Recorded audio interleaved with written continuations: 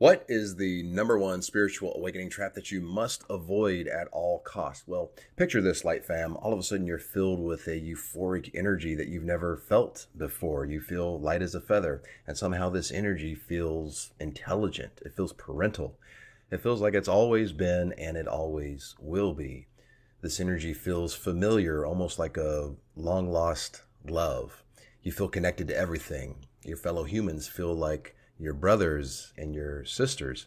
It almost seems like you're wrapped in a warm blanket of unconditional love while simultaneously walking on a cloud of bliss. You instantly understand that you are eternal and that the writings from Bronze Age humans about the nature of God were 1000% incorrect. The downloads are life-changing. The palpable realizations are transformative. No, you didn't just take some designer drug or do some plant medicine ceremony. No, you just had a spiritual awakening.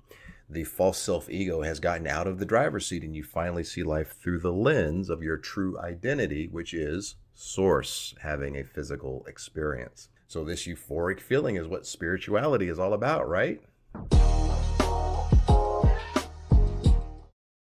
What is up, Light Fam? It is David, your spiritual awakening coach, here to help you through your spiritual awakening. I see way too many people after a spiritual awakening acting like a drug addict who's constantly chasing the feeling of that first high, but can never attain it. If you've just had a spiritual awakening, then it is natural for your brain to associate that high vibe feeling with this new state of being, which we call a spiritual awakening. But this is a trap. You then start to believe that you need to feel that spiritual high every day, or else you're not being spiritual.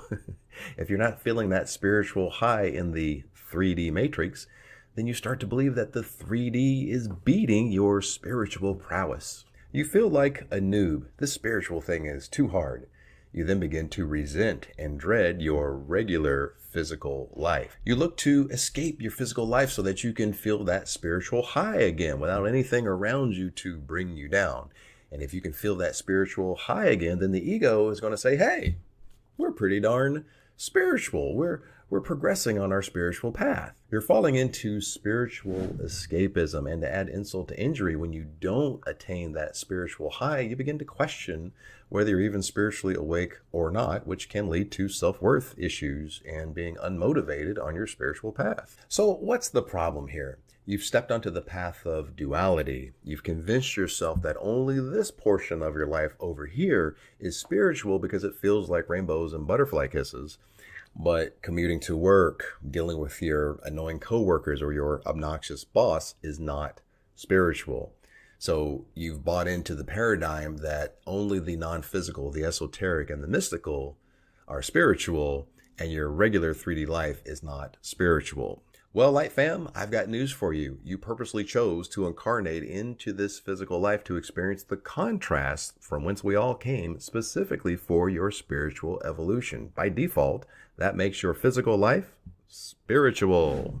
Spiritual is a spectrum simply because Source is all things, including your annoying coworkers, including the guy that cut you off in traffic, including that virtue signaling Karen that needs to speak to your manager, including the Agent Smiths of the world, all of it. It's all spiritual.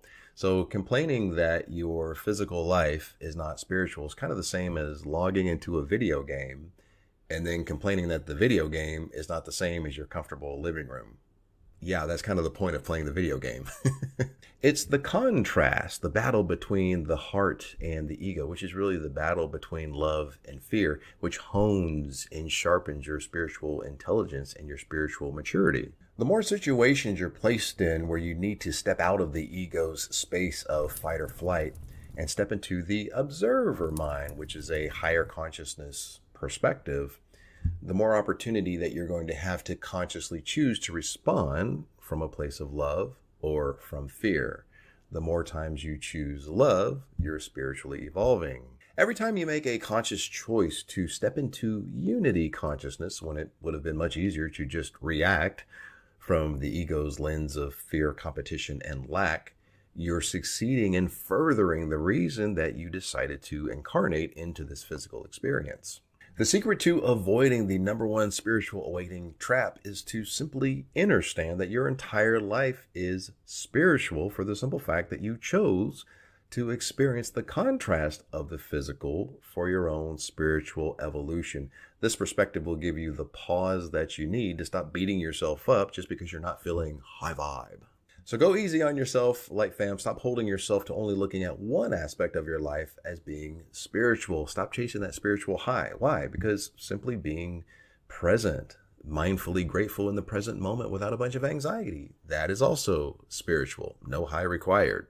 But don't forget, being pissed off is also spiritual because it gives you an opportunity to self-reflect and debunk what is most likely the ego just fear-mongering. So that anger holds a spiritual lesson as well as an opportunity to reprogram how you respond to fear.